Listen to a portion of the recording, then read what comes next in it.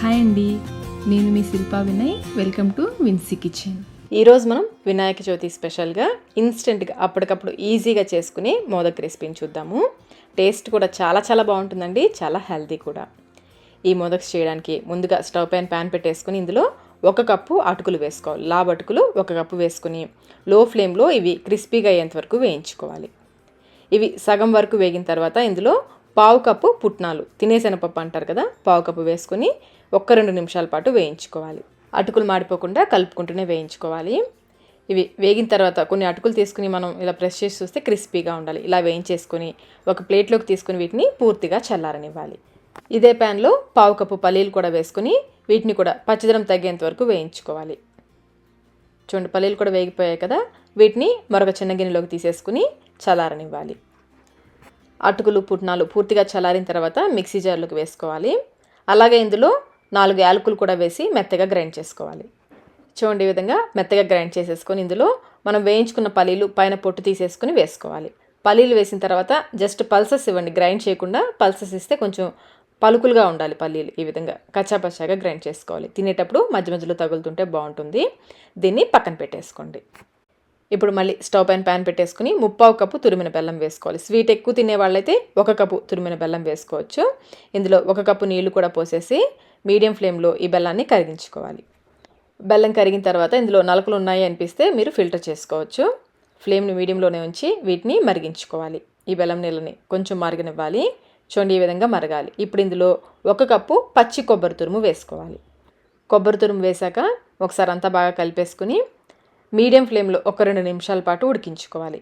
ఈ కొబ్బరి ఈ బెల్లం నీళ్ళలో కొంచెం ఉడికితే బాగుంటుంది.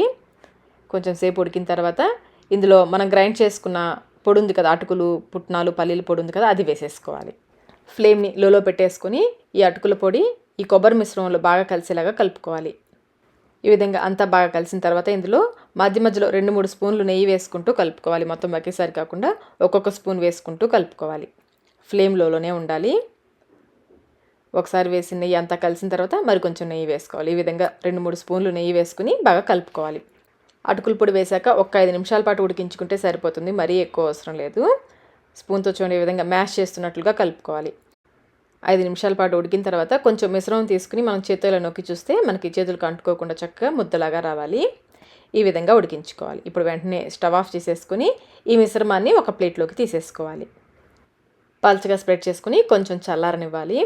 మరి పూర్తిగా చల్లారిపోకూడదు. మనం చేత్తో తాకగలిగినంత వేడున్నప్పుడు మోదకాలు చేసుకోవాలి. ఈ మోదక్స్ చేయడానికి నేను మోదక్ మౌల్డ్ తీసుకున్నాను. దీన్ని కొంచెం నెయ్యితో గ్రీస్ చేసుకోవాలి. అన్ని మూలలకి కూడా ఈ నెయ్యి అంతా అప్లై చేయాలి. ఈ విధంగా నెయ్యితో గ్రీస్ చేసుకున్న తర్వాత కొంచెం ఈ మిశ్రమాన్ని తీసుకుని ముందు ఒకవైపు చూడండి, ఈ విధంగా కొంచెం ఈ మిశ్రమం వేస్తూ వేలుతో గట్టిగా ప్రెస్ చేయాలి. ఒకవైపు అయిపోయిన తర్వాత రెండో వైపు కూడా ఈ విధంగా వేలుతో కొంచెం గట్టిగా ప్రెస్ చేసేయాలి. ఇప్పుడు క్లోజ్ చేసేసి ఈ మధ్యలో హోల్ ఉంటుంది కదా, చూడండి, వేలుతో మళ్ళీ అంచుల్ని కొంచెం గట్టిగా ప్రెస్ చేయాలి. మధ్యలో గ్యాప్ వచ్చేస్తుంది. ఈ గ్యాప్ని మళ్ళీ కొంచెం ఈ మిశ్రమం వేస్తూ ఫిల్ చేసుకోవాలి. వేలుతో కొంచెం గట్టిగా నొక్కుతూ మధ్యలో గ్యాప్స్ లేకుండా ఫిల్ చేసుకోవాలి. ఇలా చేస్తే మోదక్ మనకి షేప్ అనేది చక్కగా వస్తుంది. ఈ విధంగా మౌల్డ్ నిండుగా పెట్టేసి నిదానంగా ఓపెన్ చేసుకోవడమే. మనం నెయ్యి రాసాం కదా, అంటుకోకుండా చక్కగా వచ్చేస్తుంది. చూడండి ఎంత బాగుందో కదా మోదక్. ఈ మౌల్డ్స్తో అయితే చాలా ఈజీగా ఉంటుంది చేసుకోవడం. ప్రాసెస్ కూడా చాలా ఈజీగా ఉంది కదండి. టేస్ట్ కూడా చాలా బాగుంటుంది. నేను ఈ మోదక్ మౌల్డ్ని ఆన్లైన్లో తీసుకున్నాను. మీకు సూపర్ మార్కెట్స్లో అయినా లేదా స్టీల్ షాప్స్లో కూడా దొరుకుతుంది. ఆన్లైన్ లింక్ నేను డిస్క్రిప్షన్ బాక్స్లో ఉంచుతాను, కావాలంటే ఒకసారి చూడండి. మీరు కూడా ఈ వినాయక చవితికి ఈ ఇన్స్టెంట్ మోదక్స్ని తప్పకుండా ట్రై చేయండి. ట్రై చేసి మీకు టేస్ట్ ఎలా అనిపించిందో మాకు కమెంట్ రూపంలో తెలియచేయండి. ఈ వీడియో మీకు నచ్చినట్లయితే లైక్ చేయండి, మీ ఫ్రెండ్స్కి ఫ్యామిలీ మెంబర్స్కి షేర్ చేయండి. Thank you.